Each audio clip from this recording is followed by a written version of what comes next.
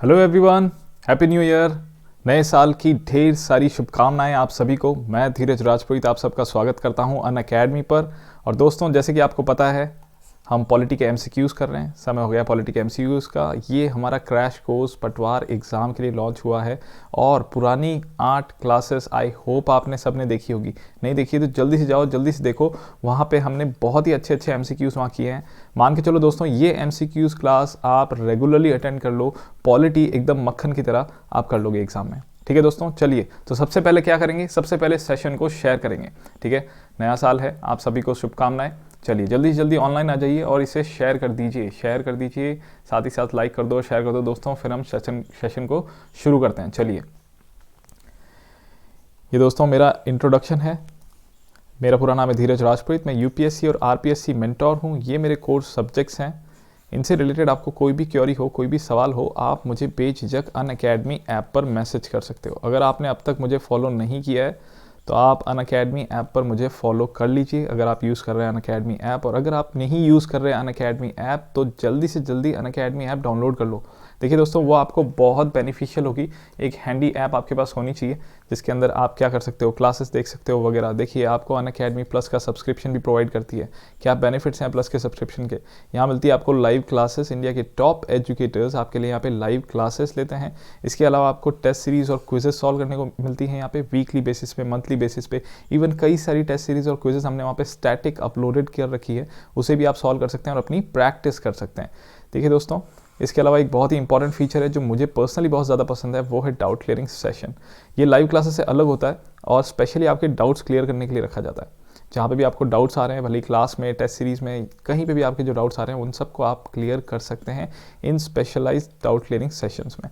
इसके अलावा आपको अनलिमिटेड एक्सेस मिलता है, यानी कि वहाँ पे जितने भी वीडियोस हैं उन सब लेक्चर्स को, वीडियो लेक्चर्स को आप डाउनलोड कर सकते हो so that later on without internet उसे देख सको। आप अपने नोट्स पीडीएफ डाउनलोड कर सकते हो, अपनी प्रोग्रेस ट्रैक कर सकते हो, देख सकते हो आपने कितने घंटे पढ़ाई करी है, किस डायरेक्शन में आपकी प्रोग्रेस जा रही है, क्या आपकी रैंकिंग है टेस्ट सीरीज और क्विजेस में, और भी बहुत कुछ। चलिए दोस्तों, इसके अलावा आप अपना पूरा का पूरा सिलेबस भी कवर कर सकते हैं। तो ये दोस्तों एक पेड सब्सक्रिप्शन है। अब आप देखिए, आप इसको करने के लिए आपको करना क्या होगा, आपको अनअकैडमी लर्निंग ऐप सर्च करनी है और उसे इंस्टॉल कर लेना है। उसे इंस्टॉल करने के बाद आप अपनी प्रोफाइल बना लीजिए। प्रोफाइल बनाने के बाद मैनेज गोल्स में जाइए। मैनेज गोल्स में जाके स्टेट पीएससी में आरपीएससी चूज़ करना है। इस आरपीएससी को चूज़ करने के बाद आपके राजस्थान के सारे एग्जाम्स कवर हो जाएंगे दोस्तों। अनअकैडमी देखिए दोस्तों, सिर्फ प्लस का पेड सब्सक्रिप्शन ही नहीं, कई सारे फ्री प्लेटफॉर्म्स, फ्री वीडियोस भी प्रोवाइड करता है। जैसे कि यहाँ पे आपकी स्पेशल क्लासेस, ये फ्री क्लासेस दोस्तों, exactly free, absolutely free classes हैं। इसके लिए अगर आप पहली बार अनअकैडमी ऐप डाउनलोड कर रहे हैं तो आप मेरा रेफरल कोड लगा सकते हैं, धीरज10, DHIRAJ10, धीरज10। इसे लगा के आप मेरी फ्री क्लासेस देख सकते हैं। ठीक है ना, वहाँ पे भी हमने पॉलिटी के बहुत सारे एमसीक्यूज़ किए हैं। अभी मेरी वहाँ सीरीज़ चल रही थी 7 PM की, पॉलिटी एमसीक्यूज़ की। ऑलराइट, वो वापस स्टार्ट हो रही है दोस्तों। ऑलराइट, तो ये भी देख सकते हैं। हमने वहाँ पे 17 टेस्ट पेपर्स किए हैं, 17 टेस्ट किए हैं। यहाँ पॉलिटी की टेस्ट सीरीज जो चलाई थी, इसको वापस हम स्टार्ट कर रहे हैं। ऑलराइट, अभी न्यू ईयर के लिए 2-3 दिन का आपको गैप दे दिया था, अब वापस ये स्टार्ट हो रही है दोस्तों, और ये रेगुलर चलेगी आपके पटवार के एग्ज़ाम तक। ठीक है, इन सब क्लासेस को अटेंड कीजिए, मॉर्निंग की और ये शाम की। पॉलिटी बहुत ही ईजी हो जाएगी आपके एग्ज़ाम के लिए।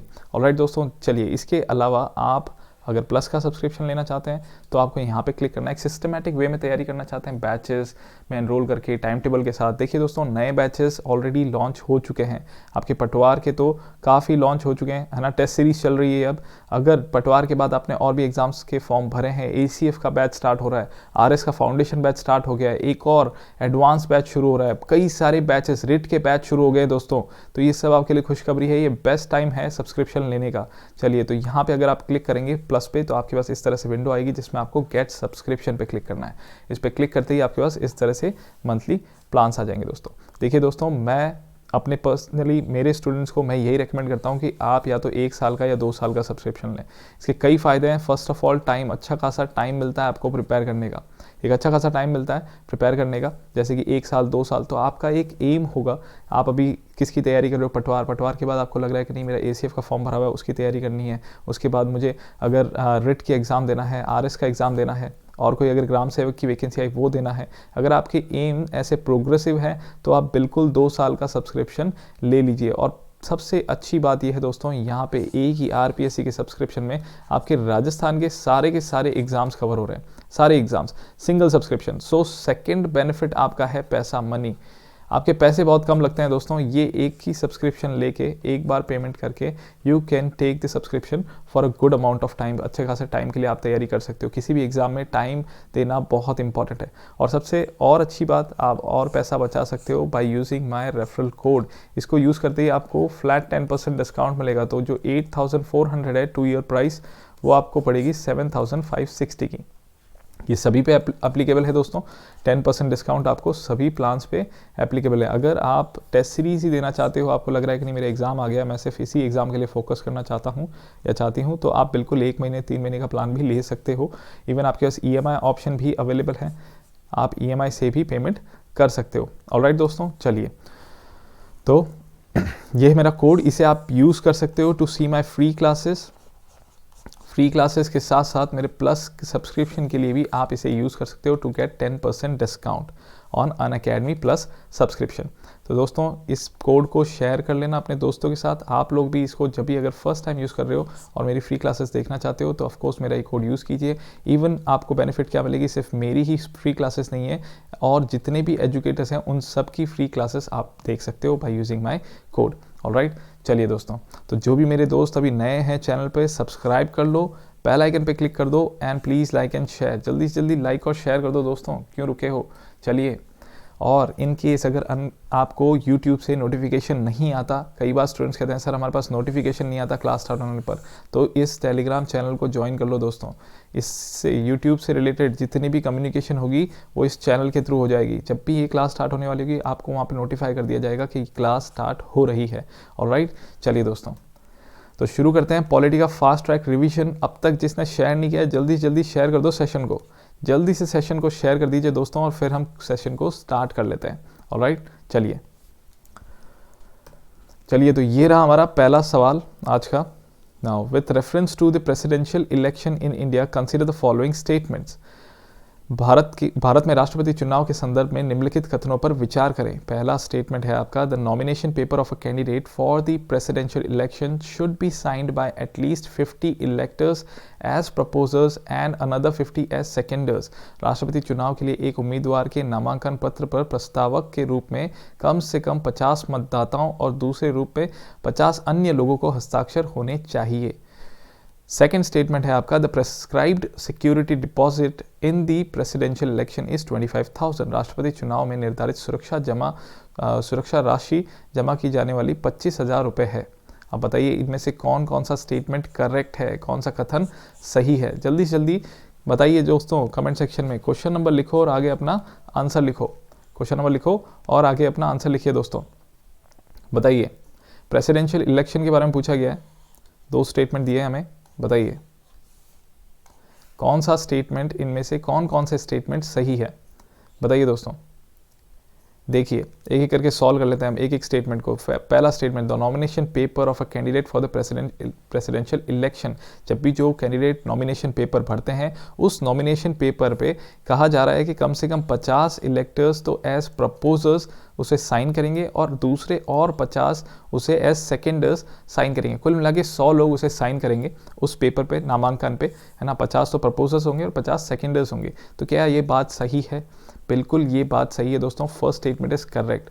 जब भी एक कैंडिडेट अगर अपना नॉमिनेशन पेपर इलेक्शन कमीशन में जाके भरते हैं, तो उस नॉमिनेशन पेपर पे 50 तो प्रपोजर्स और 50 सेकेंडर्स के रूप में आप 50 प्रपोजर्स और 50 सेकेंडर्स को उस पर साइन करने होते हैं। ऑलराइट, चलिए, सेकंड स्टेटमेंट है आपका, the prescribed security deposit in the presidential election is 25,000। निर्धारित सुरक्षा जमा राशि 25,000 रुपये है। नहीं दोस्तों, ये स्टेटमेंट गलत है, क्योंकि यहाँ पे सिर्फ 15,000 रुपये है सिक्योरिटी डिपॉजिट। ये सिक्योरिटी डिपॉजिट ऐसी होती है कि अगर समझ लो कि उनके पास एक निर्धारित वोट नहीं आए, तो फिर ये क्या होगा, ये जब्त कर ली जाएगी राशि। ये इसलिए किया जाता है ताकि नॉन सीरियस कैंडिडेट्स इलेक्शन ना लड़े, नहीं तो हर कोई आके इलेक्शन लड़ने लग जाएगा, ठीक है। ताकि सीरियस कैंडिडेट्स ही आए एक तरह से। ऑलराइट, ये उनको एक तरह से ये जमा करने होते हैं पैसे शुरुआत में। अगर समझ लो कि वो प्रिस्क्राइब जो उनके पास जो एक वोट है, मतलब लगभग 1/6 वोट उनके पास आने चाहिए, है ना। और अगर 1/6 वोट नहीं आते तो ये पैसे क्या होंगे, जब्त हो जाएंगे। अगर आ जाएंगे तो ये वापस दे दिए जाते हैं पैसे। ऑलराइट, तो हमारा आंसर क्या हो गया दोस्तों, ए, 1 ओनली, केवल एक। चलिए बढ़ते हैं अगले सवाल पर। Though the president is not a member of the parliament, he performs certain functions as an integral part of the parliament. यद्यपि राष्ट्रपति संसद सदस्य नहीं है, लेकिन वे संसद के अभिन्न अंग के रूप में कुछ कार्य करते हैं। ये कौन से हैं? विचार दिस। First, he can dissolve the Lok Sabha, वह लोकसभा को भंग कर सकता है। Second, he accords assent to the bills passed by parliament, वह संसद द्वारा पारित विधेयक को सहमति व्यक्त करता है। 3, he summons both houses of parliament, वह संसद के दोनों सदनों को बुलाता है। 4th, he orders election to the parliament when its term is over, वह कार्यकाल पूरा होने पर संसद के चुनाव करवाने का आदेश देता है। बताइए दोस्तों, क्वेश्चन नंबर लिखो और आगे अपना आंसर लिखो। कौन कौन से स्टेटमेंट इसमें से सही हैं, इसमें से कौन से फंक्शन प्रेसिडेंट के द्वारा किए जाते हैं? बताइए। प्रेसिडेंट पार्लियामेंट के मेंबर नहीं होते, एक एमपी नहीं होते, ये तो करेक्ट है बिल्कुल। और पर ये काफ़ी ऐसे फंक्शंस परफॉर्म करते हैं जो कि पार्लियामेंट से रिलेटेड है। अब इनमें से कौन कौन से फंक्शन है जो वो परफॉर्म कर रहे हैं दोस्तों, बताइए। क्वेश्चन नंबर लिखो और आगे अपना आंसर लिखो दोस्तों। देखिए एक एक करके ले लेते हैं। देखो, ही कैन डिसॉल्व द लोकसभा, वह लोकसभा को भंग कर सकते हैं। बिल्कुल, ये प्रेसिडेंट के पास पावर होता है, वो लोकसभा को भंग कर सकते हैं, ठीक है ना। वो भंग कर सकते हैं लोकसभा को, अगर समझ लो कि प्रधानमंत्री कह देते हैं, मतलब कि प्रधानमंत्री नहीं, काउंसिल ऑफ मिनिस्टर्स मंत्री परिषद अगर प्रेसिडेंट को कह देता है कि चलो लोकसभा को भंग कर दिया जाए, और उस समय कंडीशन होनी चाहिए कि लोकसभा में या फिर पार्लियामेंट में काउंसिल ऑफ मिनिस्टर्स की बहुमत साबित हुई भी हो, है ना, इनके पास मेजॉरिटी इंजॉय कर रहे हो ये, तब अगर ये प्रेसिडेंट को कहते हैं कि इसको डिसॉल्व कर दो, तब प्रेसिडेंट इसे डिसॉल्व कर सकते हैं। तो फर्स्ट स्टेटमेंट इज करेक्ट। देख लेते हैं, तो एक स्टेटमेंट हमारा चला गया। फिर second, he accords assent to bills passed by parliament, वह संसद द्वारा पारित विधेयक पर सहमति व्यक्त करते हैं। ये सबसे इंपॉर्टेंट फंक्शन है प्रेसिडेंट का। जब भी कोई भी बिल पास होता है लोकसभा राज्यसभा के थ्रू, पार्लियामेंट के थ्रू, वो जाता है प्रेसिडेंट के पास और प्रेसिडेंट उसे अपनी मंजूरी देते हैं, तब वो बिल क्या बन जाता है, एक्ट, वो विधेयक तब अधिनियम बन जाता है। ये बहुत ही इंपॉर्टेंट फीचर है, बहुत ही इंपॉर्टेंट इनकी ड्यूटी है, किसकी, प्रेसिडेंट की। ऑलराइट, ये इंपॉर्टेंट, सबसे इंपॉर्टेंट वर्क है प्रेसिडेंट का। बिल्कुल करेक्ट है। 1 और 2 साथ साथ में कहाँ पर है, 1 और 2 हर जगह साथ में है। चलिए third, he summons both houses of parliament, वो संसद के दोनों सदनों को बुलाता है। बिल्कुल करेक्ट है, ठीक है। He calls both the houses of the parliament, summons, ये जब भी इनका सत्र होता है, तो सत्र जब वापस चालू होता है दोस्तों, तब यही उसे क्या करते हैं, समन करते हैं, ठीक है। प्रोरोग भी यही करते हैं, जब सत्र खत्म होता है तब यही उसे अस्थायी रूप पे भंग करते हैं, है ना। प्रोरोग करते हैं for a short period of time, फिर बाद में तब उनकी रिसेस हो जाती है, यानी कि तब लोकसभा क्या चली जाती है, छुट्टी पे चली जाती है, और फिर जब लोकसभा वापस अगले सत्र में आती है तब उसे क्या करते हैं, वो समन करते हैं। तो बिल्कुल ये दोनों हाउसेस को समन करते हैं सत्र शुरू होने पर, और सत्र खत्म होने पर उसे भंग भी करते हैं, अस्थायी रूप से भंग भी करते हैं। चलिए, तो ये बिल्कुल करेक्ट है थर्ड स्टेटमेंट भी। तो 1, 2 एंड 3 बिल्कुल। तो हमारा कौन सा है, ये 2 बच गए हैं भाई। He orders election to the parliament when its term is over, वह कार्यालय पूरा होने पर संसद के चुनाव कराने का आदेश देता है। नहीं, ये इनका फंक्शन नहीं है दोस्तों, ये इनका फंक्शन नहीं है। He doesn't order for the election of the parliament, ठीक है, ये इलेक्शन कमीशन का काम है। चलिए दोस्तों, तो 4 नहीं है, तो हमारा आंसर हो गया है बी। कौन सा, बी। सिर्फ 1, 2 एंड 3 ये 3 स्टेटमेंट ही सही थे, चौथा स्टेटमेंट क्या था दोस्तों, गलत था। ऑलराइट, चलिए बढ़ते हैं अगले सवाल पर। Which of the following statement is are true, निम्नलिखित में से कौन सा कथन सही है। चलिए 3 स्टेटमेंट दे रखे हैं हमें। First statement, dispute related to election of a president are decided by the supreme court, राष्ट्रपति के चुनाव से संबंधित विवाद सर्वोच्च न्यायालय द्वारा तय किए जाते हैं। Okay, then disputes related to vacancy in the electoral college are settled by the election commission, निर्वाचन आयोग में निर्वाचक मंडल में रिक्तता से संबंधित विवादों पर निपटान किया जाता है। अच्छा, 3, in case of election of a president is declared void by the supreme court, the acts performed by a president before the date of such decision of the court gets invalidated, यद्यपि किसी राष्ट्रपति के चुनाव को सर्वोच्च न्यायालय द्वारा खारिज किया जाता है तो न्यायालय में ऐसी निर्णय के डेटा को नहीं, तो फिर अगर उस समय तक राष्ट्रपति द्वारा किए गए कृत्यों को अमाननीय घोषित कर दिया जाता है, यानी इनवैलिडेट घोषित कर दिया जाता है। बताइए दोस्तों, कौन कौन से स्टेटमेंट इसमें से सही हैं, ट्रू हैं, बताइए। कौन कौन से स्टेटमेंट इनमें से सही हैं। चलिए क्वेश्चन नंबर लिखो दोस्तों और आगे अपना आंसर लिखो। चलिए एक एक करके ले लेते हैं। देखिए, disputes related to elections of president are decided by the supreme court. राष्ट्रपति चुनाव से संबंधित विवाद सर्वोच्च न्यायालय द्वारा तय किए जाते हैं। बिल्कुल करेक्ट है दोस्तों। जब भी राष्ट्रपति से रिलेटेड कोई चुनाव से रिलेटेड कोई भी डिस्प्यूट हो, कोई भी विवाद हो, तो वो किससे कौन डिसाइड करता है? Supreme court. ठीक है। चलिए सेकंड, इवन प्रेसिडेंट ही नहीं, वाइस प्रेसिडेंट के भी इलेक्शन से रिलेटेड अगर कोई भी डिस्प्यूट हो तो वो सुप्रीम कोर्ट के पास ही उसका पर्व्यू होता है, वही उस पर डिसाइड कर सकते हैं। ठीक है, चलिए वही उस पर निर्णय ले सकते हैं। नाउ सेकंड स्टेटमेंट है हमारा, इससे देखते हैं एक बार फर्स्ट स्टेटमेंट। चलिए 3 बचे हैं हमारे। Disputes related to vacancy in the electoral college are settled by election commission. नहीं दोस्तों, जहाँ पे कोई भी समझ लो कि डिस्प्यूट आता है, कोई भी डिस्प्यूट आता है इनके इलेक्शन से रिलेटेड, इनकी वैकेंसी से रिलेटेड, तो वो सब सुप्रीम कोर्ट के पास ही जाएगा। ठीक है। और पहली बात, इनकी वैकेंसी से कोई परवाह नहीं होती। अगर समझ लो कि कहीं स्टेट में, किसी राज्य में पूरा का पूरा विधानसभा वहाँ पे क्या हो रखा है? भंग हुआ है। ठीक है। और वहाँ पे विधानसभा अभी फिलहाल इलेक्शन हुए ही नहीं है विधानसभा के, तो वहाँ पे एमएलएस नहीं है वहाँ पे, तो वहाँ पे वो क्या हो गई? वैकेंसी हो गई है।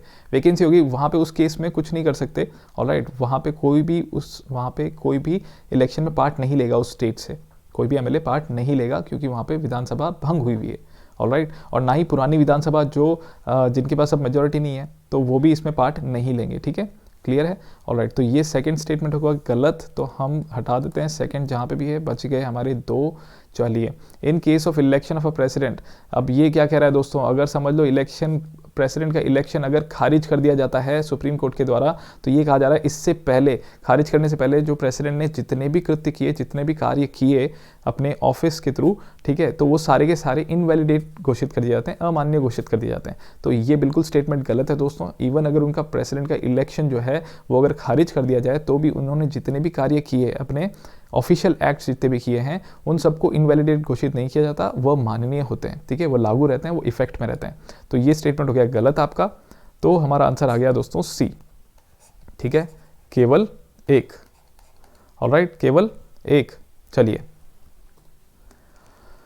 ये रहा हमारा next question. For election of the president the weightage of a member's vote depends on. राष्ट्रपति के चुनाव के लिए एक सदस्य के वोट का वेटेज इस पर निर्भर करता है। बताइए दोस्तों, 3 स्टेटमेंट दे रखे हैं। First, the strength of his political party in parliament, संसद में उनकी राजनीतिक पार्टी की ताकत। Second, the state to which he belongs, वह जिस राज्य का है। 3, द पॉपुलेशन रिप्रेजेंटेड, उनसे जिस जनसंख्या की प्रतिनिधित्व किया जा रहा है। ऑलराइट, बताइए, population represented, state to which he belongs, strength of his political party in the parliament. तो for the election of the president the weightage of a member's vote depends on, किस पे निर्भर करता है दोस्तों? बताइए, किस पे निर्भर करता है? बताइए, किस पे निर्भर करता है? क्वेश्चन नंबर लिखो और आगे अपना आंसर लिखो। बताइए दोस्तों, किस पे निर्भर करता है? For the election of president the weightage of A members vote depends on. राष्ट्रपति के चुनाव के लिए एक सदस्य के वोट का वेटेज किस पर निर्भर करता है? बताइए।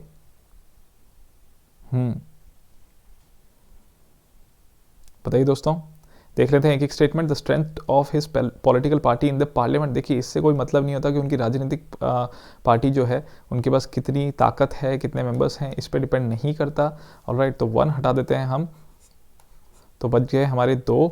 इसमें से 3 तो बिल्कुल सही है, दिख ही रहा है, पॉपुलेशन रिप्रेजेंटेड। और सेकेंड है the state to which he belongs. देखिए, the state to which he belongs, इसमें भी उस पर डिपेंड नहीं करता, क्योंकि इसमें 2 तरह के मेंबर्स हैं, हमारे एमएलए हैं और एमपी है, और दोनों के वोट वैल्यूज़ अलग अलग होते हैं। एमएलए के डिपेंड करते हैं कि भाई वहाँ पे कितनी पॉपुलेशन है, टोटल पॉपुलेशन जितनी भी उस स्टेट की पॉपुलेशन है, डिवाइड किया जाता है उसे कितने मेंबर एमएलएस हैं, इलेक्टेड एमएलएस कितने हैं, निर्वाचित एमएलए कितने हैं, और फिर उसे इनटू किया जाता है, यानी कि उसे और फर्दर डिवाइड किया जाता है इस क्वोशंट को 1000 से। ठीक है, तो जो पॉपुलेशन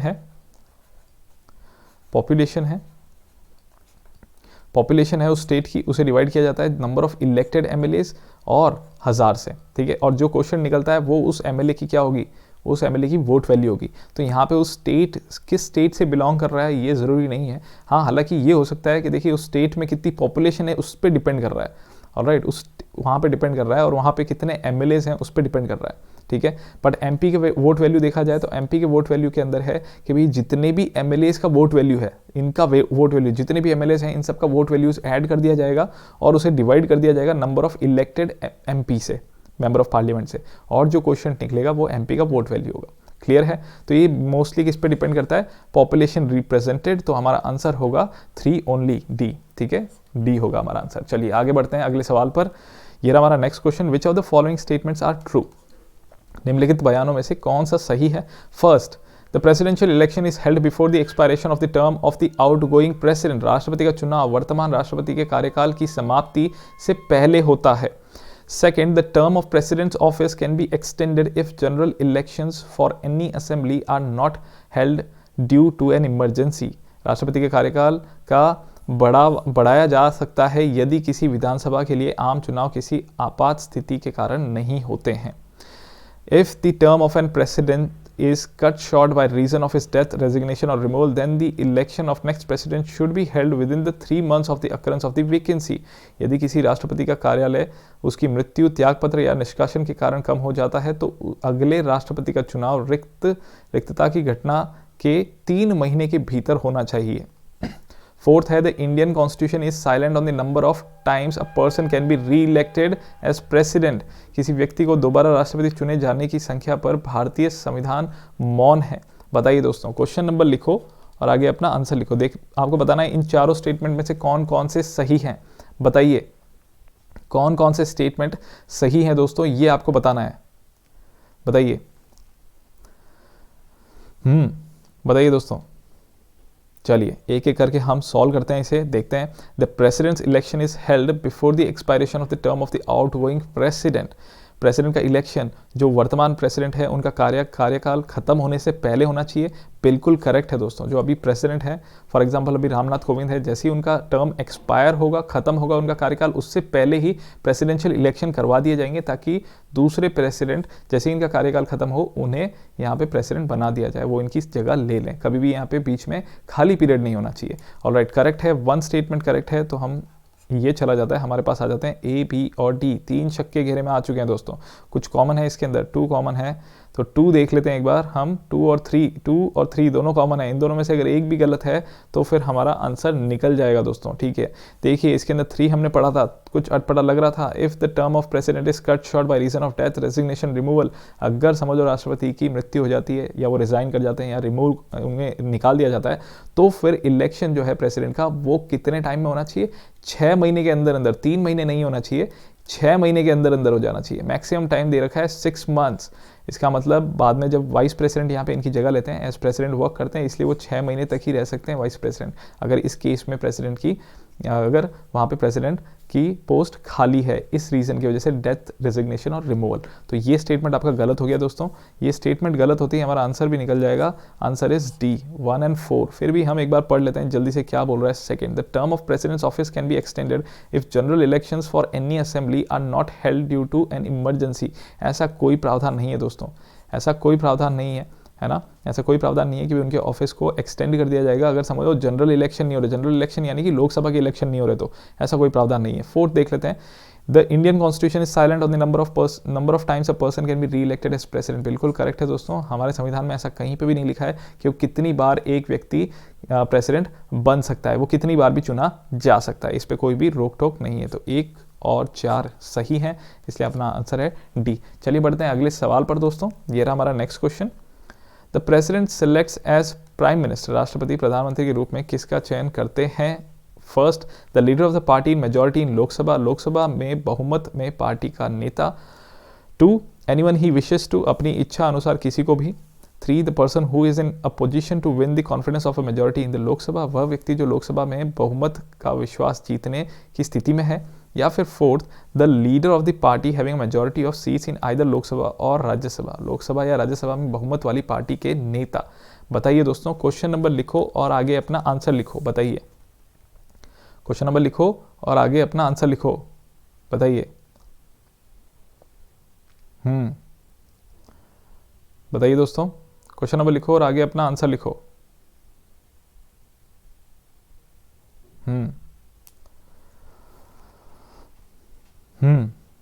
बताइए दोस्तों, क्वेश्चन नंबर लिखो, आगे अपना आंसर लिखो। क्वेश्चन नंबर लिखो और आगे अपना आंसर लिखिए। देखते हैं, एक एक करके ले लें। चलिए एक एक करके ले लेते हैं। The leader of the party in majority in Lok Sabha. Lok Sabha में अगर किसी की मेजोरिटी है, उसके लीडर, बिल्कुल इसको भी इलेक्ट कर सकते हैं, वो इसको इलेक्ट कर सकते हैं। ठीक है, नेक्स्ट है आपका एनीवन ही विशेस टू। अपनी इच्छा अनुसार किसी को भी नहीं, अपनी इच्छा अनुसार किसी को भी वो ऐसे प्राइम मिनिस्टर अपॉइंट नहीं कर सकते। ठीक है, तो सेकंड हो गया आपका गलत, अपनी इच्छा अनुसार किसी को भी नहीं वो कर सकते, तो सेकंड हम निकाल दें अगर। ठीक है, फर्स्ट स्टेटमेंट हमारा करेक्ट है और सेकंड हमारा गलत है। देखिए सेकंड कहीं दिया ही नहीं है। फर्स्ट स्टेटमेंट अगर करेक्ट है तो ये हमारा चला जाता है।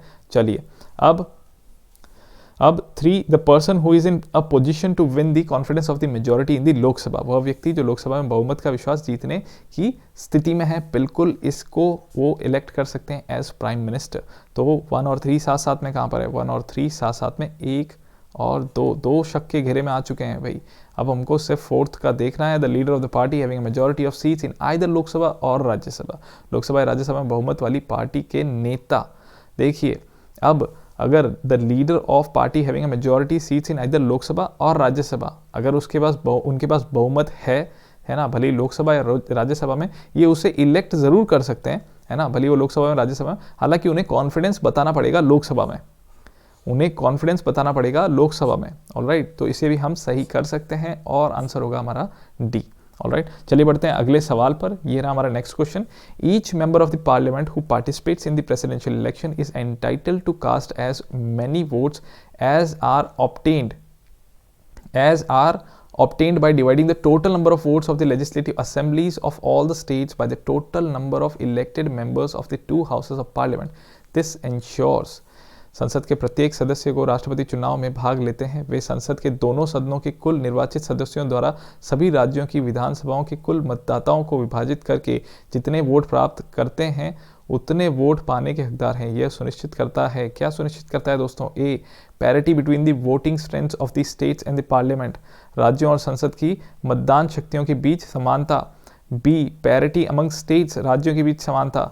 सी, uniformity of representation of the different states, विभिन्न राज्यों के प्रतिनिधित्व की एक रूपता।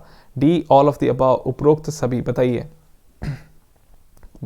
दोस्तों, अभी मैंने बताया था आपको एमपी का वोट वैल्यू क्या होता है, एमएलए का वोट वैल्यू क्या होता है ना। और ये किया कैसे गया था भाई, एमएलए का वोट वैल्यू कैसे काउंट किया था हमने, वहाँ पे स्टेट की पॉपुलेशन डिवाइडेड बाय वहाँ पे कितने एमएलए हैं इनटू 1000, यानी कि डिवाइडेड बाय उस क्वोशिएंट को डिवाइड किया जाता है 1000 से। ऑलराइट, वो जो वैल्यू आती है वो उस पर्टिकुलर एमएलए की वोट वैल्यू है वहाँ पे उस स्टेट में।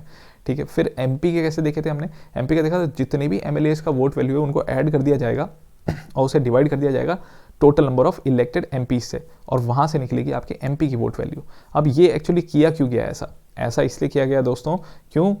ए, parity between voting strengths of the states and parliament, यानी पार्लियामेंट को एक तरफ और एक तरफ सारे के सारे स्टेट्स, इनके बीच में पैरिटी यानी बराबर, इनको एक तरह से क्या रखना था, समानता रखने के लिए, राज्यों और संसद की मतदाता शक्तियों के बीच में समानता रखने के लिए किया गया है। ठीक है, क्योंकि प्रेसिडेंट एक बहुत ही इंपॉर्टेंट पोस्ट है, इसलिए यहाँ पे स्टेट्स को भी पूरी बराबर वेटेज दी है with parliament as a whole, यानी हर स्टेट को नहीं बट सारे राज्यों को और पार्लियामेंट को एक तरह से समरूपता दी गई है ना, समानता दी गई है। तो करेक्ट स्टेटमेंट ए है दोस्तों, जिन ने ए आंसर दिया है बिल्कुल सही है। चलिए आगे बढ़ते हैं अगले सवाल पर।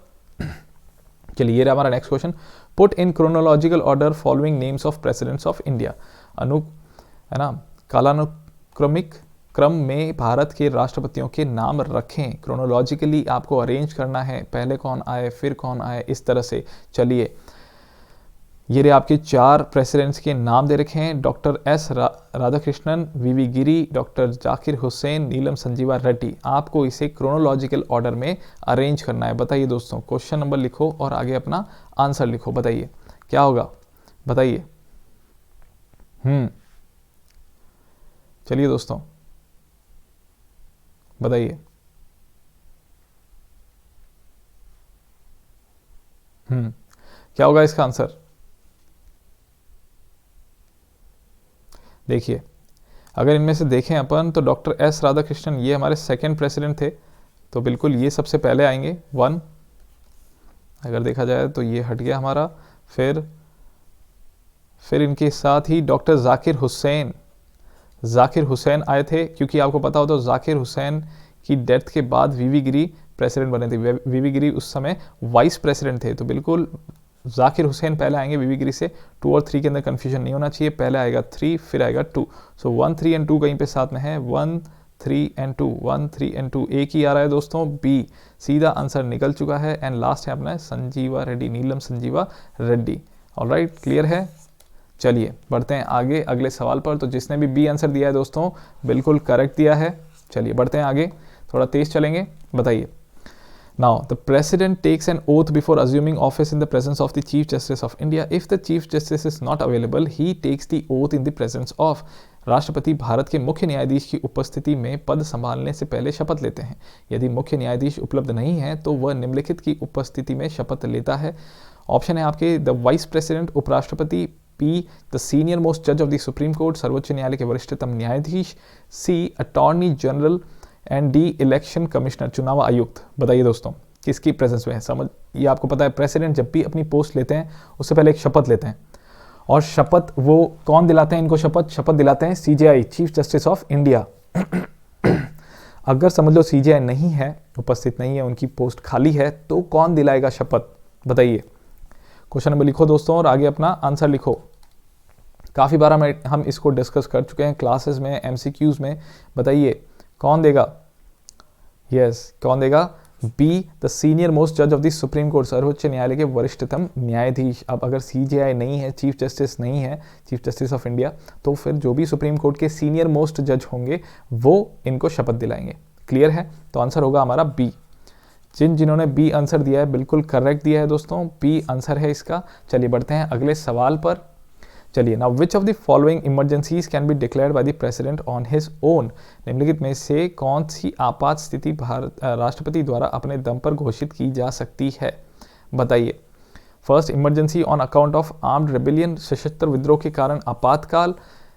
सेकेंड, फाइनेंशियल इमरजेंसी, वित्तीय आपातकाल। 3, presidents rule in a state, राज्य में राष्ट्रपति शासन। बताइए दोस्तों क्या होगा इसका आंसर? कौन कौन सी इनमें से इमरजेंसी राष्ट्रपति खुद डिक्लेयर कर सकते हैं अपने दम पर, स्वेच्छा से? बताइए। क्वेश्चन नंबर लिखो, आगे अपना आंसर लिखो। सिंपल क्वेश्चन है, थोड़ा बेसिक क्वेश्चन है। बताइए दोस्तों इनमें से कौन कौन सी इमरजेंसीज आपातकाल प्रेसिडेंट अपनी इच्छा से क्या कर सकते हैं? उसे घोषित कर सकते हैं, उसे डिक्लेयर कर सकते हैं। बताइए क्या होगा इसका आंसर? देखिए एक एक करके ले मैं इसको एक बार। Emergency on account of armed rebellion नहीं, फाइनेंशियल इमरजेंसी नहीं, प्रेसिडेंट्स रूल नहीं। एक्चुअली कोई भी आपातकाल घोषित कर सकते हैं प्रेसिडेंट अपने खुद की इच्छा से? नहीं, उसके लिए भी नहीं। एक्चुअली इनको हमेशा काउंसिल ऑफ मिनिस्टर्स की बात माननी होती है, और खास करके अगर नेशनल इमरजेंसी लागू कर रहे हैं, नेशनल इमरजेंसी यानी राष्ट्रीय आपातकाल अगर लागू कर रहे हैं, तो उसमें इनको कैबिनेट से रिटर्न परमिशन भी लेनी पड़ती है। कैबिनेट से रिटर्न परमिशन होनी चाहिए, तभी ये राष्ट्रीय आपातकाल घोषित कर सकते हैं। हालांकि दूसरे जो आपातकाल है, भले वो राष्ट्रपति शासन हो या फिर वित्तीय आपातकाल हो, उसमें इनको काउंसिल ऑफ मिनिस्टर्स ही सलाह देंगे। वो सलाह देने पे ही ये क्या करेंगे, उसकी घोषणा करेंगे। खुद अपने दम पर कुछ नहीं कर सकते ये आपातकाल के संदर्भ में। ठीक है, बहुत ही कम इनके पास डिस्क्रिशनरी पावर्स होती है जहाँ पे ये खुद अपनी इच्छा से काम कर सकते हैं, वो उनमें से ये नहीं है। ये काफ़ी इंपॉर्टेंट होता है वैसे भी आपातकाल, इमरजेंसी का टाइम, तो वहाँ पे इनको स्वेच्छा से काम करने का मौका नहीं मिलता। चलिए दोस्तों, ये रहा हमारा next question. The president may appoint all of the following except. राष्ट्रपति निम्नलिखित में से किसको छोड़कर सभी की नियुक्ति कर सकता है? बताइए। राष्ट्रपति इनमें से किसको छोड़कर सबकी नियुक्ति कर सकता है? सिंपल सी बात है, पूछा जा रहा है कि इनमें से किसकी नियुक्ति राष्ट्रपति नहीं करता। बताइए दोस्तों। प्राइम मिनिस्टर, प्रधानमंत्री, गवर्नर, राज्यपाल, हाईकोर्ट जजेस, उच्च न्यायालय के न्यायाधीश, या फिर राज्यसभा चेयरमैन, राज्यसभा के सभापति। बताइए दोस्तों। President may appoint the following, है ना, किसको, इनमें से किसको अपॉइंट नहीं करते, किसकी नियुक्ति राष्ट्रपति नहीं करते? सिंपल क्वेश्चन है दोस्तों। क्वेश्चन नंबर लिखो और आगे अपना आंसर लिखिए। क्वेश्चन नंबर लिखो और आगे अपना आंसर लिखो। बताइए। देखिए दोस्तों, एक ही करके अगर देखें हम, तो प्राइम मिनिस्टर को भी यही अपॉइंट करते हैं, गवर्नर को ये अपॉइंट करते हैं, हाई कोर्ट जजेस को भी ये अपॉइंट करते हैं, बट राज्यसभा चेयरमैन को ये अपॉइंट नहीं करते। इसलिए अपना आंसर होगा राज्यसभा चेयरमैन। कौन होते हैं राज्यसभा चेयरमैन? राज्यसभा चेयरमैन होते हैं वाइस प्रेसिडेंट, उपराष्ट्रपति, और उपराष्ट्रपति को ये अपॉइंट करते हैं क्या? नहीं, इनका इलेक्शन होता है, इनका इलेक्शन होता है वाइस प्रेसिडेंट का, और वाइस प्रेसिडेंट जो भी होगा वही राज्यसभा का चेयरमैन भी होगा। ऑलराइट दोस्तों, चलिए बढ़ते हैं अगले सवाल पर। The members of Rajya Sabha are elected according to, Rajya Sabha के सदस्य निम्नानुसार चुने जाते हैं। ए, क्यूमुलेटिव वोट सिस्टम, संचयी वोट प्रणाली। B, single non transferable vote system, एकल गैर हस्तांतरणीय वोट प्रणाली। या फिर सिंगल ट्रांसफरेबल वोट सिस्टम, एकल हस्तांतरणीय वोट प्रणाली। या फिर D, none of the above, उपरोक्त में से कोई नहीं। बताइए कौन सा सिस्टम यूज किया जाता है दोस्तों राज्यसभा के मेंबर्स को चूज करने के लिए? क्वेश्चन नंबर लिखो और आगे अपना आंसर लिखो। ये दिल्ली पुलिस में आया हुआ सवाल है, काफ़ी अच्छा सवाल है दोस्तों। बताइए राज्यसभा मेंबर्स जो हैं वो राज्यसभा के जो सदस्य हैं उनका चुनाव कैसे होता है, किस प्रणाली से होता है, कौन से सिस्टम से होता है? देखिए दोस्तों, इनका चुनाव होता है सिंगल ट्रांसफरेबल वोट सिस्टम। कैसे? एकल हस्तांतरणीय वोट प्रणाली। ये पहले भी हम डिस्कस कर चुके हैं दोस्तों। इसको कहाँ पे? प्रेसिडेंशियल इलेक्शन में, वहाँ पे भी सिंगल ट्रांसफरेबल वोट सिस्टम होता है। यानी कि समझ लो ये कैंडिडेट्स हैं, ये कैंडिडेट्स हैं, इससे ज़्यादा ही कैंडिडेट होंगे और भी होंगे कैंडिडेट, इन सब के आगे ऐसे बॉक्स बने हुए होंगे। ऑलराइट, यानी कि सभी को आप वोट दे सकते हो, सभी को वोट दे सकते हो, प्रेफरेंस दे सकते हो। जैसे फॉर एग्जांपल बी को मैं पहला प्रेफरेंस देता हूँ, ए को 2, सी को 3 और डी को 4। अब इनमें से काउंट होगा, सबका वोट काउंट होगा ए बी सी डी का, ठीक है। अब जिसका भी वोट सबसे कम होगा, अगर समझ लो पहले ही राउंड में निकल गया, पहले ही राउंड में अगर उसका निष्कर्ष निकल गया तो अच्छी बात है। अगर निष्कर्ष नहीं निकला पहले ही राउंड में, है ना, रिजल्ट नहीं आता, तो सबसे कम जिसके वोट होंगे उसको हटा दिया जाएगा। फॉर एग्जांपल सी के सबसे कम वोट थे तो इनको हटा दिया, और सी के जितने भी वोट थे जहाँ पे सी को प्रेफरेंस दी गई थी, सी को 1 प्रेफरेंस दी गई थी, वो जितने भी वोट थे उन सबको हटाया जाएगा, लिया जाएगा। और वहाँ पे जो सेकेंड प्रेफरेंस जिसको भी दी है, वहाँ पे जिसको भी सेकंड प्रेफरेंस दी है, भले ही वो बी को मिली हो, ए को मिली हो, किसी को भी सेकंड प्रेफरेंस मिली हो, उनको वो वोट ट्रांसफ़र हो जाएंगे। और फिर सेकंड राउंड में वापस काउंटिंग होगी, उसके अंदर इनको ऐड कर दिए जाएंगे। जो पहले था इनका वो उनके साथ ही इन वोट्स को ऐड कर दिया जाएगा, जो जिनके पास आ गए। अगर इसके अंदर आपके इलेक्शन का रिजल्ट निकल गया तो अच्छी बात है, नहीं तो वापस वही काम करेंगे, सबसे कम है उसको हटा देंगे और ऐसे आगे चलेंगे, ठीक है। यानी कि ये सिंगल ट्रांसफरेबल वोट है, एक सिंगल वोट होता है बट ये ट्रांसफ़र हो सकता है, ये ट्रांसफर किया जा सकता है। इसको कहते हैं एकल हस्तांतरणीय वोट प्रणाली। इसी द्वारा राज्यसभा के सदस्य चुने जाते हैं। चलिए दोस्तों बढ़ते हैं आगे। ये रहा हमारा next question. The Rajya Sabha can have a maximum strength of, Rajya Sabha की अधिकतम शक्ति हो सकती है 200, 210, 250 या 260। बताइए दोस्तों क्या होगा इसका आंसर। क्वेश्चन नंबर लिखो और आगे अपना आंसर लिखो। एनडीए में आया हुआ सवाल है, ये काफ़ी अच्छा सवाल है, बेसिक क्वेश्चन है। बताइए Rajya Sabha can have a maximum strength of, Rajya Sabha की अधिकतम शक्ति हो सकती है कितनी? बताइए बताइए दोस्तों, जल्दी जल्दी बताइए। क्या होगा इसका? सिंपल है इसका 250, 250 कितना होगा? 250, 250। जो जिसने भी सी आंसर दिया है बिल्कुल सही दिया है। राज्यसभा की मैक्सिमम स्ट्रेंथ कितनी हो सकती है? संविधान ने निर्धारित कर रखी है, तो अधिकतम कितनी इसकी सदस्यता हो सकती है? 250, 250। और अभी एक्चुअल में कितनी है? 245, ठीक है। एक्चुअल में 245 है, पर अब कितनी है मैक्सिमम, कितनी हो सकती है? 250 हो सकती है मैक्सिमम। चलिए दोस्तों ये रहा हमारा next question. Now at present the Rajya Sabha consist of dash members, वर्तमान में राज्यसभा में डैश सदस्य होते हैं। चलिए ये तो वापस अभी आपको जवाब दे ही दिया मैंने। हाँ, क्वेश्चन नंबर लिखो और आगे अपना आंसर लिखो। वैसे इसका आंसर लिखने से मतलब नहीं है, अभी मैं बता चुका हूँ, जिन्होंने सुना होगा बिल्कुल सही सुना है। ऑलराइट, तो आंसर क्या है दोस्तों? बी 245। कितना है? 245। ऑलराइट, चलिए दोस्तों तो बढ़ते हैं अगले सवाल पर। ये आपका एक बोनस मार्क मिल गया आपको। Alright, now who was the first speaker of Lok Sabha, Lok Sabha के पहले स्पीकर कौन थे? अच्छा सवाल है, बताइए। ए मावलंकर, बी पी उपेंद्र, सी अनंत शयनम अयंगर या फिर डी हुक्म सिंह। बताइए बताइए दोस्तों कौन थे हमारे स्पीकर, सबसे पहले स्पीकर ऑफ लोकसभा? बताइए। काफ़ी इजी क्वेश्चन है, हम काफ़ी बार पढ़ चुके हैं। जब हम मेकिंग ऑफ द कॉन्स्टिट्यूशन कर रहे थे तब हम इस पर चर्चा भी कर चुके हैं। पहले स्पीकर कौन है दोस्तों? क्वेश्चन नंबर लिखो और आगे अपना आंसर लिखो, अपना ऑप्शन लिखो। बताइए, क्वेश्चन नंबर लिखो और आगे अपना ऑप्शन लिखो। कौन थे दोस्तों फर्स्ट स्पीकर ऑफ लोकसभा? वो थे आपके मावलंकर।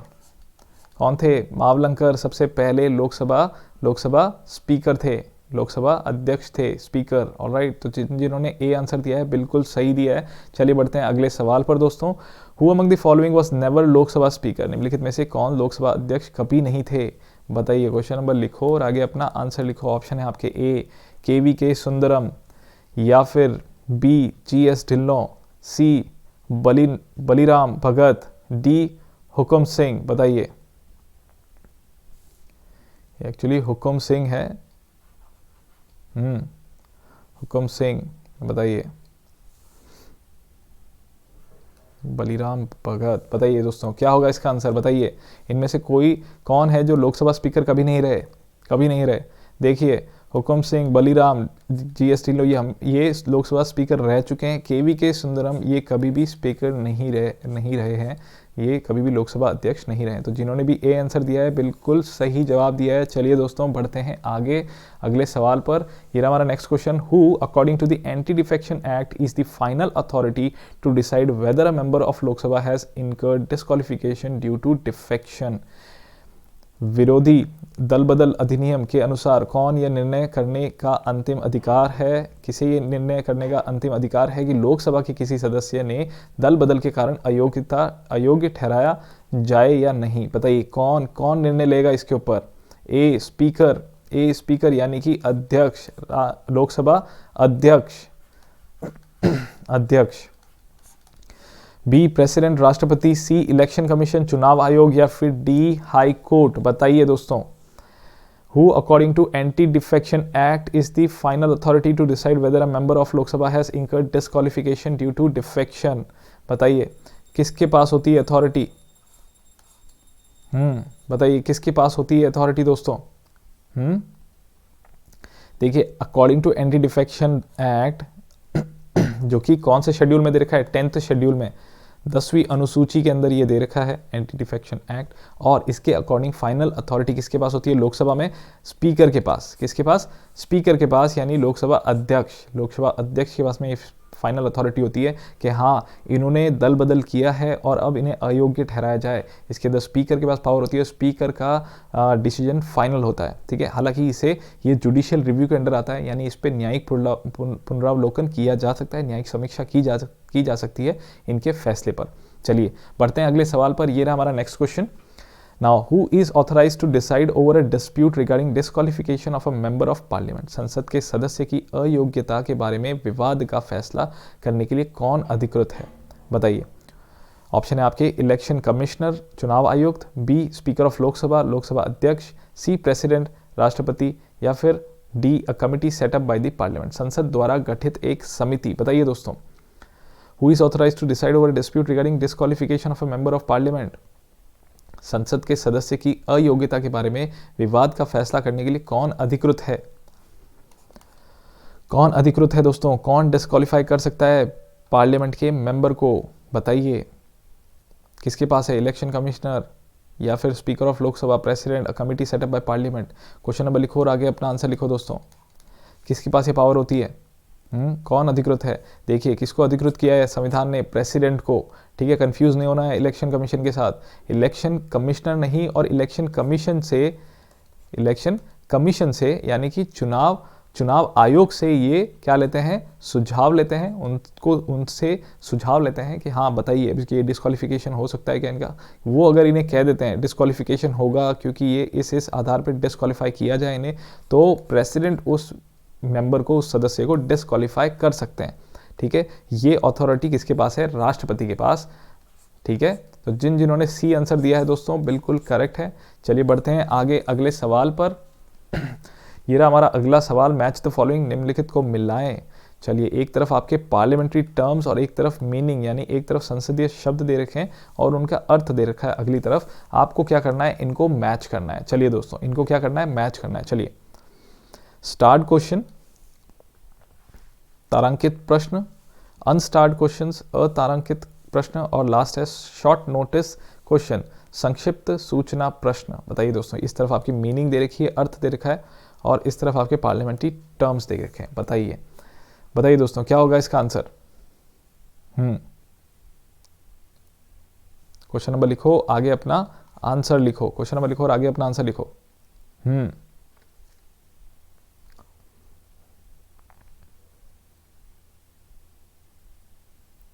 चलिए, इस तरफ हमने देख लिया स्टार्ट क्वेश्चन। एक बार यहाँ पे मीनिंग पढ़ लेते हैं और फिर हम इसको एक एक करके सॉल्व कर लेते हैं।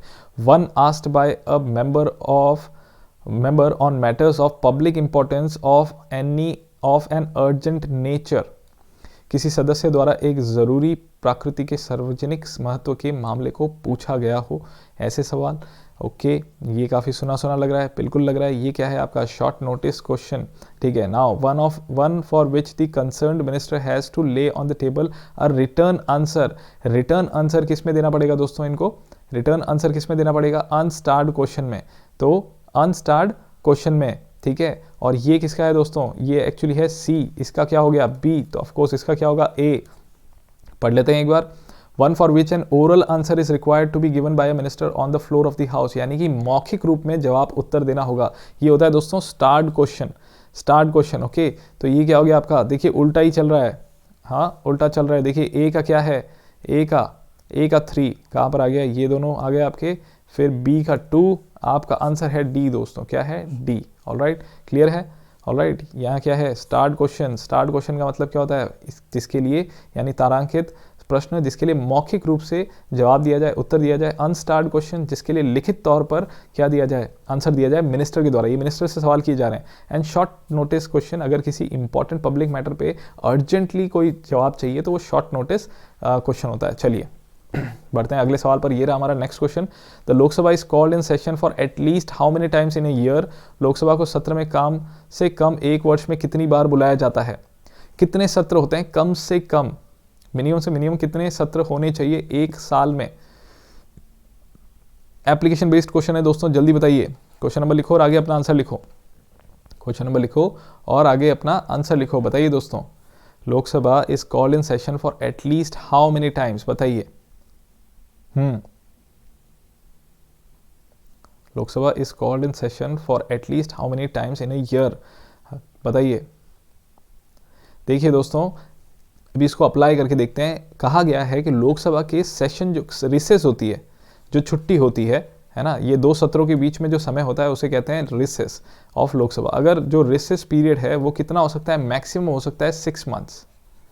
मैक्सिमम हो सकता है 6 मंथ्स। तो हम देखते हैं, अगर बीच के टाइम में 6 महीने यहाँ से यहाँ निकाल लें, अगर हम बीच के साल के बीच में अगर 6 महीने निकाल लें तो कितना होगा? एटलीस्ट पूछा गया है, मिनिमम पूछा गया है ना। तो मिनिमम हमें देखना है, मिनिमम से मिनिमम निकालना है। तो 6 महीने अगर बीच में से निकाल लें तो यहाँ पे सत्र शुरू हुआ, यहाँ पे सत्र शुरू हुआ, ठीक है। अब सत्र बचे कितने अपने? 6 महीने। अगर ये सत्र चलो 3 महीने चल जाता है, ये भी 3 महीने चल जाता है, तो हमारे मिनिमम कितने हो सकते हैं सत्र? मिनिमम 2 सत्र तो होने ही चाहिए।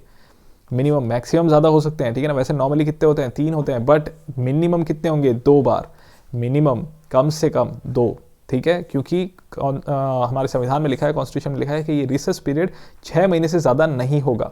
6 महीने से ज़्यादा वो छुट्टी नहीं रख सकते, सत्र बुलाना ही होगा। चलिए, सत्र बुलाते कौन है? प्रेसिडेंट बुलाते हैं। चलिए नेक्स्ट क्वेश्चन है, व्हाट इज 0 आवर? शून्य समय क्या है? बताइए। व्हाट इज जीरो या शून्य समय, 0 आवर? ये पार्लियामेंट्री एक टर्म है, बताइए। ऑप्शन है आपके A, when the proposal of the opposition are considered, जब विपक्ष के प्रस्तावों पर विचार किया जाता है। B, when matters of utmost importance are raised, जब अत्यधिक महत्व के मामले उठाए जाते हैं। C, interval between the morning and afternoon session, सुबह और दोपहर के सत्र के बीच का अंतराल। या फिर D, when a money bill is introduce in the Lok Sabha, जब लोकसभा में धन विधेयक पेश किया जाता है। बताइए 0 आवर क्या है? 0 आवर क्या है दोस्तों? बताइए 0 आवर क्या है? बताइए दोस्तों 0 आवर क्या है? देखिए इन सब में से बेस्ट अपना कौन सा चूज करके निकल रहा है? वैसे क्वेश्चन नंबर लिखो और आगे अपना आंसर लिखो। बेस्ट कौन सा है? और जो नहीं है उसे तो सबसे पहले हटा देते हैं। Money bill introduce in the Lok Sabha, ऐसा कोई प्रावधान नहीं सुना हमने, डी हटा दो। Interval between the morning and afternoon session, morning और आफ्टरनून सेशन के बीच में जो इंटरवल होता है उसे इस तरह का कोई भी 0 आवर नहीं कहते, ठीक है ना। ये उसके लिए नहीं है, तो सी भी हम हटा देते हैं, सी भी गलत है, ये अंतराल नहीं है। ऑलराइट, इन दोनों के अंदर से when proposal of the opposition are consider, जब विपक्ष के प्रस्तावों का विचार किया जाता है, नहीं ऐसा भी कुछ नहीं है, इसके लिए कोई स्पेशल टाइम नहीं डिसाइड किया गया है कि भाई जब अपोजिशन के अलग से एक टाइम डिसाइड करेंगे। ये एक्चुअली हर सेशन, हर एवरी डे जो जैसे ही सेशन शुरू होता है, यानी कि हर डे जब सिटिंग शुरू होती है, बैठक शुरू होती है, वहाँ पे ये 0 आवर हम पढ़ते हैं। 0 आवर क्या होता है दोस्तों, जहाँ पे बहुत ही इंपॉर्टेंट मैटर्स जो होते हैं वो डिस्कस किए जाते हैं। एक्चुअली ये भी एक एग्जैक्ट मीनिंग नहीं, एग्जैक्ट मीनिंग ये है कि जब शुरुआत होता है, बैठक होती है, शुरुआत होती है, तो उसमें चर्चा का समय दिया जाता है। जब भी जो नॉर्मल काम शुरू होगा, नॉर्मल काम यानी कि जो भी विधेयक, बिल वगैरह है उसे इंट्रोड्यूस या वोटिंग वगैरह जो भी उन्हें नॉर्मल काम करना है, उससे पहले ये लोग चर्चा करेंगे हर विषय पर, यानी कि जो इंपॉर्टेंट विषय है जिस पे चर्चा करना बाकी है या जिस पे चर्चा करने के लिए कहा गया है और जिसमें अध्यक्ष ने भी कहा है कि हाँ इस पे हम चर्चा करेंगे, वो यहाँ पे इस समय चर्चा की जाती है। शुरुआत में आता है, ये बैठक की शुरुआत में आता है, इसमें चर्चा की जाती है और जो इंपॉर्टेंट मामले होते हैं, महत्वपूर्ण, अत्यधिक महत्व वाले मामले होते हैं, उनको यहाँ उठाया जाता है, उन पर चर्चा की जाती है और फिर नॉर्मल, इसके बाद जो है नॉर्मल सिटिंग, नॉर्मल प्रोसीजर शुरू होता है। चलिए दोस्तों बढ़ते हैं आगे अगले सवाल पर। When the Lok Sabha is dissolved, the speaker continues in office till a new, जब लोकसभा भंग हो जाती है तो अध्यक्ष पद पर बने रहते हैं जब तक एक नए। A, Lok Sabha is formed, Lok Sabha का गठन होता है। B, speaker is appointed by the president, अध्यक्ष राष्ट्रपति द्वारा नियुक्त किया जाता है। C, speaker is elected when the new house meets, नए सदन के मिलने पर स्पीकर का चुनाव किया जाता है। या फिर डी, गवर्नमेंट इज फॉर्म्ड, सरकार बनती है।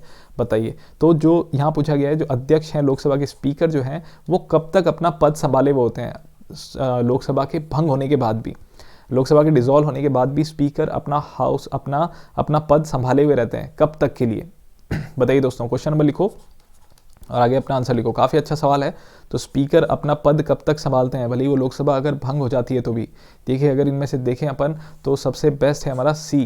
क्या है दोस्तों? सी, नए सदन के मिलने पर स्पीकर का चुनाव किया जाता है, यानी कि जो नई लोकसभा आएगी उसकी पहली फर्स्ट सिटिंग होगी, फर्स्ट सिटिंग है ना, फर्स्ट सिटिंग या फर्स्ट सेशन कह लो आप, पहला ही सत्र होगा और पहली ही बैठक होगी। वो पहली बैठक के अंदर ये क्या करेंगे, जो लोकसभा के सदस्य हैं ये चुन लेंगे अपने स्पीकर को। जिस दिन ये अपना स्पीकर चुन लेंगे उस दिन वो जो पुराने स्पीकर हैं वो उनका पद खाली कर देंगे और ये आके वो पद ग्रहण कर लेंगे। ठीक है ना? ऑलराइट, क्लियर है? यानी कि स्पीकर का जो पोस्ट है कभी खाली नहीं रहती, एक अध्यक्ष तो हमेशा रहना ही चाहिए। ऑलराइट, ये अध्यक्ष हमेशा रहना ही चाहिए। आप समझ लो कि अगर सत्र चल रहा है और उस समय अगर स्पीकर की पोस्ट खाली हो जाती है, उनकी डेथ हो जाती है, कुछ भी हो जाता है, तो इनकी पोस्ट कौन लेता है? Deputy speaker. एक और पोस्ट होती है यहाँ पे, उनको कौन चुनते हैं? उनको भी यही सदस्य अब खुद में से ही, अपने सभी सदस्यों के में से ही किसी एक को स्पीकर चुनते हैं और एक को डेप्यूटी स्पीकर चुनते हैं।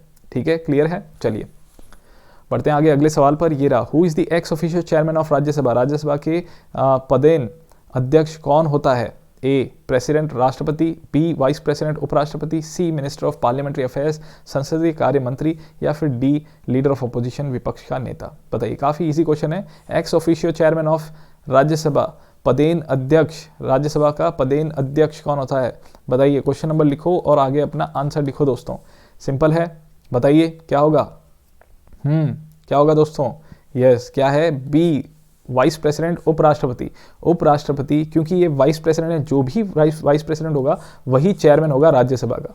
यानी कि चेयरमैन राज्यसभा के जो सभापति है ना, राज्यसभा के सभापति का कभी भी अलग से कोई इलेक्शन या कुछ नहीं होता इनका, जो भी वाइस प्रेसिडेंट होगा वही सीधे तौर पर राज्यसभा का चेयरमैन बन जाएगा। ठीक है, चलिए, तो ये इनकी पोस्ट की वजह से, ये क्योंकि वाइस प्रेसिडेंट है इसलिए ये चेयरमैन है, ये इसलिए एक्स ऑफिशियो चेयरमैन कहते हैं इनको। पद, जिसके पास भी वो पद है वही यहाँ पे राज्यसभा का क्या होगा? अध्यक्ष होगा या सभापति हम कह सकते हैं, राज्यसभा का सभापति होगा। चलिए, ये रहा हमारा नेक्स्ट क्वेश्चन दोस्तों। Parliaments expenditure is controlled by, संसद के खर्च पर नियंत्रण कौन रखता है? कौन रखता है दोस्तों? बताइए, कौन रखता है? ए, प्रेसिडेंट राष्ट्रपति, बी, फाइनेंस कमीशन, वित्त आयोग, सी, नेशनल डेवलपमेंट काउंसिल, राष्ट्रीय विकास परिषद, या फिर D, controller and auditor general, नियंत्रक और लेखा परीक्षक। बताइए दोस्तों, क्या होगा इसका answer? Parliament expenditure is controlled by, संसद के खर्च पर नियंत्रण कौन रखता है? बताइए, लेखा जोखा किसके पास रहता है सारे एक्सपेंडिचर का, खर्च का? चलिए, अच्छा सवाल है। बताइए दोस्तों, क्वेश्चन नंबर लिखो और आगे अपना आंसर लिखिए। बताइए, किसके पास होता है? देखिए दोस्तों, कंट्रोलर एंड ऑडिटर जनरल, नियंत्रक और महालेखा परीक्षक, क्या होगा आंसर डी। एक्चुअली इसमें कंट्रोल ज़्यादा सही वर्ड नहीं है, क्योंकि ये पूरी तरह से नियंत्रण नहीं रखते, ये ऑडिट करते हैं। क्या करते हैं? ऑडिट करते हैं, ठीक है ना। ये ऑडिट करते हैं कि ये देखते हैं कि सही ये जो खर्च, जो पैसा यहाँ से हमने निकाला है ना, जो पैसा अलॉट किया गया है कंसोलिडेटेड फंड से या फिर कंटिजेंसी फंड से, ये जहाँ के लिए अलॉट किया गया है कि भाई यहाँ से पैसे दिए हैं 50 करोड़ दिए हैं इस डिपार्टमेंट, साइंस डिपार्टमेंट को, तो ये साइंस डिपार्टमेंट के पास गए, सही है, साइंस डिपार्टमेंट गए, साइंस डिपार्टमेंट ने कहाँ कहाँ खर्च किए, सही खर्च किए या गलत खर्च किए, ये सब ऑडिट कौन करता है? ये ऑडिट करता है कंट्रोलर एंड ऑडिटर जनरल। तो एक तरह से पार्लियामेंट का जो भी एक्सपेंडिचर है उसको एक तरह से कंट्रोल नियंत्रण कर सकते हैं। नियंत्रण बोले तो उसमें नियंत्रण ज़्यादा सही शब्द नहीं होगा, एक तरह से ये लेटर पोस्टमार्टम टाइप का सिचुएशन है इनकी, ये पोस्टमार्टम टाइप का करते हैं इसके साथ में। ये सीधा कंट्रोल नहीं करते, डायरेक्ट कंट्रोल नहीं होता इनका कंट्रोल सिर्फ ये होता है ऑडिट करते हैं, और इनकी ऑडिट रिपोर्ट जो है वो पार्लियामेंट के सामने रखी जाती है। तो इसलिए क्या है कि पार्लियामेंट से जो भी एक्सपेंडिचर किया जाता है उसमें एक तरह से जवाबदेही होती है वहाँ पे उस सरकार की, इसलिए एक तरह से हम कह सकते हैं कि हाँ, एक्सपेंडिचर को ये कंट्रोल करते हैं। चलिए दोस्तों, बढ़ते हैं अगले सवाल पर। ये रहा हमारा next question. Which of the following states has the largest percentage of reserved parliamentary seats? निम्नलिखित में से किस राज्य में आरक्षित संसदीय सीटों का सबसे बड़ा प्रतिशत है? बताइए दोस्तों, क्या होगा इसका आंसर? ये टीचर्स एग्जाम में आया हुआ सवाल है। बताइए सबसे ज़्यादा कौन से राज्य में है?